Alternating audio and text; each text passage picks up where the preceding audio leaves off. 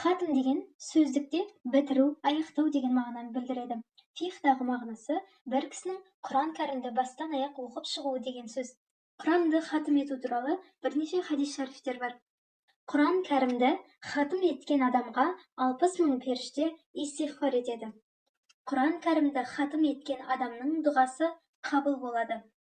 Құран кәрімді хатым еткен адамның қабыл болған бір дұға ақысынан бөлек жәннатта бір ағаш та беріледі. Хатым еткен адамның дүние мен ақыреті үшін жасаған дұғасы қабыл болады. Хатымды оқыған және тыңдағандардың дұғасы қабыл болады.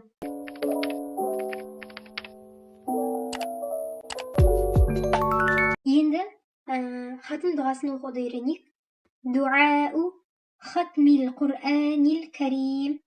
Бисмиллахир-рахманир-рахим. Алхамдулиллахи Rabbil alamin.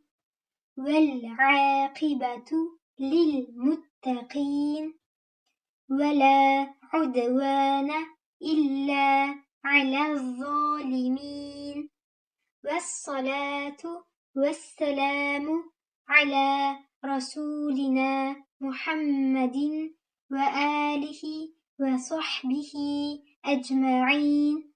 ربنا تقبل منا إنك أنت السميع العليم وتب علينا يا مولانا إنك أنت التواب الرحيم. واهدنا ووفقنا إلى الحق وإلى طريق مستقيم ببركة القرآن العظيم وبحرمة من أرسلته رحمة للعالمين.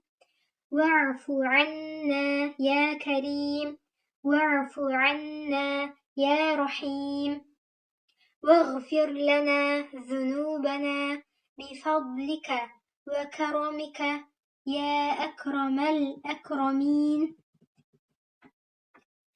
وكرمك يا أكرم الأكرمين. اللهم زينا بزينة القرآن وأكرمنا بكرامة القرآن وشرفنا بشرافة القرآن وألبسنا بخلعة القرآن وأدخلنا الجنة بشفاعة القرآن وعافنا من كل بلاء الدنيا وعذاب الآخرة بحرمة القرآن. وارحم جميع أمة محمد يا رحيم يا رحمن.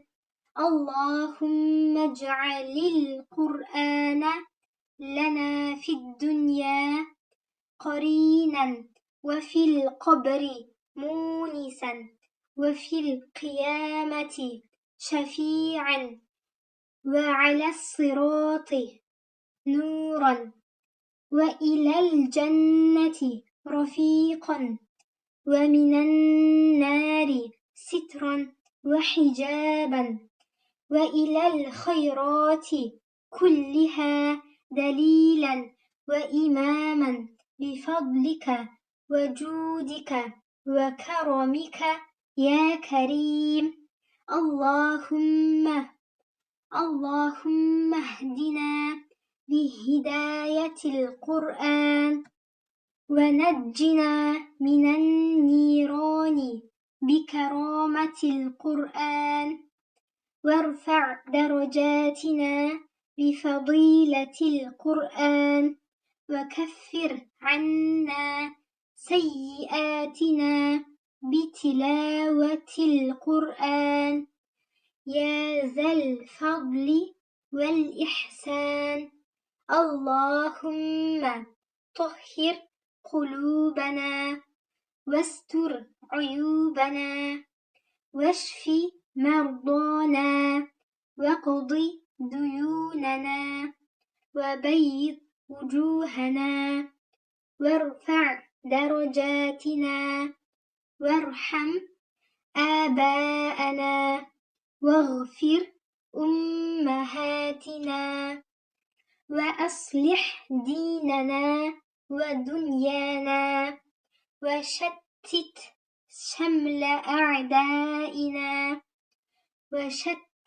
شمل أعدائنا واحفظ أهلنا وأموالنا وبلادنا من جميع الآفات والأمراض والبلايا وثبت أقدامنا وانصرنا على القوم الكافرين بحرمة القرآن العظيم.